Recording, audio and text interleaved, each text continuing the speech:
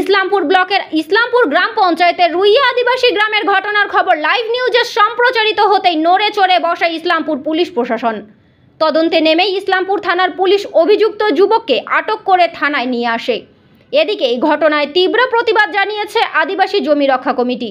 আদিবাসী জমি রক্ষা কমিটির ইসলামপুর ব্লক সভাপতি জাসকেল হাসদা ঘটনার তীব্র নিন্দা করেছেন।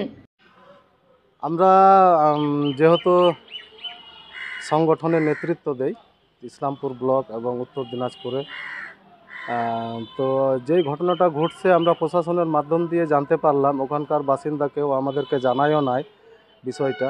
প্রশাসনের মাধ্যমে আজকে আমরা জানতে পারি যে রুইয়া নামে যে জায়গাটা ইসলামপুর পঞ্চায়েতে পড়ে, তো রুইয়া নামে জায়গার নাম রুইয়া, সেই জায়গায় কোনো এক ছেলে এবং কোনো এক মেয়ে, আদিবাসী মেয়ে আদিবাসী ছেলে, ওরা মানে স্বামী স্ত্রী বা সংসার করবে দেখে ওরা পালায় যায়।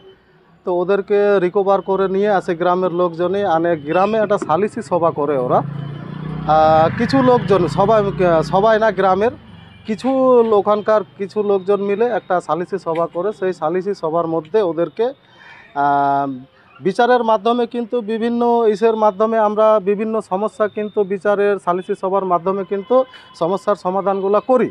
কিন্তু এই প্রথম আমরা জানতে পারলাম আদিবাসী সমাজে যে কোনো সালিসি সভায় যে ছেলে এবং মেয়েদেরকে এইভাবে নেড়ে করে দেওয়া হয়, টাকলু করে দেওয়া হয়, এটা সমাজের বাইরে এবং সংগঠনও এটা মানে নেবে না বা সমাজও এটাকে মানে নেবে না। কারণ বিচার অনেক ধরনেরই আছে সমাজে। আদিবাসী সমাজে বিচার ব্যবস্থাটাই কোনো সমস্যা হলে বিচার ব্যবস্থা বা বৈঠক নিয়েই আমরা সমাধান করি সব ধরনের সমস্যা।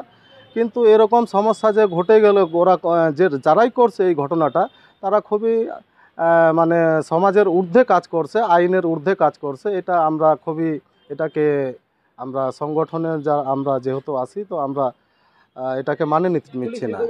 পুলিশ তাদেরকে কিছুক্ষণ আগে রিকভার করে নিয়ে আসছে। এখন যেটা আইনি প্রসিডিওর করার সেটা আইন ব্যবস্থা।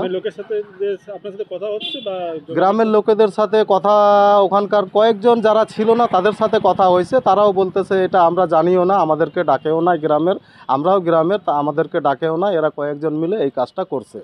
তো গ্রামের লোকও কিছু লোকও ওদের এটার বিরুদ্ধে, সবাই ওদেরকে সাপোর্ট করতেছে না, কিছু ওদের সাপোর্টে আছে, বাকি লোকগুলা কিন্তু এটা বিরুদ্ধেই কথা বলতেছে।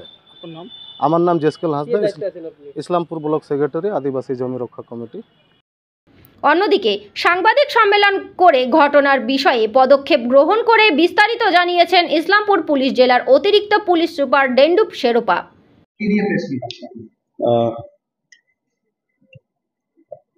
আমরা ইসলামপুর থানায় একটা ইনফরমেশন পাই আজকে কি একজন যুবক আর যুবতী, ওনাদের মাথা নেড়া করা হয়েছিল বলে। তো ওই ইনফরমেশন বেসিসে আর কিছু ভিডিও আমরা পেয়েছিলাম। তো এই বেসিসে যে আসামি আছে একজন, ওকে ডিটেইন করা হয়েছে। আর একটা আমরা কমপ্লেনও নিয়েছি, যে ভিকটিম আছে, ভিকটিমের পাশ থেকে আমরা কমপ্লেন পেয়েছি। কি কারণে এটা আমরা তদন্ত করছি। যে কমপ্লেন পেয়েছি, কমপ্লেন ভিত্তিতে আমরা তদন্ত করছি। একজনকে ডিটেইন করা হয়েছে। এখন পরিস্থিতি আমরা দেখছি ইনভেস্টিগেশন করে কি কেন করা হয়েছিল, কি ছিল। পুলিশ পেট্রোলিং চলছে ওই গ্রামে।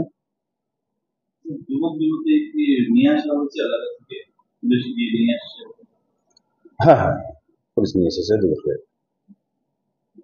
ঘটনাটা তো মোবাইলে ভাইরাল হয়েছে রীতিমতো সোশ্যাল মিডিয়াতে। তো আপনারা কোথেকে তথ্যটা পেলেন? সোশ্যাল মিডিয়ার মাধ্যমে নাকি পুলিশকে কেউ ইনফর্ম করেছিল এই বিষয়টা নিয়ে?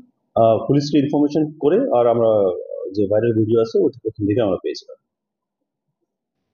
এই যে এই ধরনের ঘটনা ঘটছে, যেটা প্রশাসনের উপর একটা বড় চাপ বলা চলে, যে কোনো একটা খাপ পঞ্চায়েতে যে কোনো সম্প্রদায়ের মধ্যেই এই ধরনের আইনকে নিজে হাতে নিয়ে নিচ্ছে সবাই, এবং তারপরে সেটা সোশ্যাল মিডিয়ায় ভাইরাল করছে, যারাই ভিকটিম হোক বা যারা হচ্ছে এই ভিকটিমাইজেশন করছে যাদের। তো আপনারা পুলিশ কি ভাবছেন এটা নিয়ে? এগুলোকে ঠিক?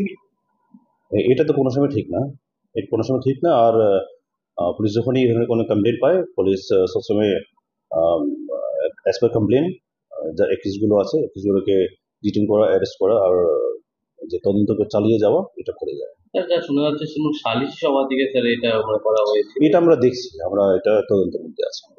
স্যার এই আধুনিক যুগে স্যার এইরকম একটা হচ্ছে জিনিস দেখা যাচ্ছে, এই জন্য আপনার কোনো ওয়ার্কশপ বা গ্রামে গ্রামে কোনো প্রচার বা তাদের ভোটানোর কোনো কিছু করবেন বলে আপনার মনে করেছেন?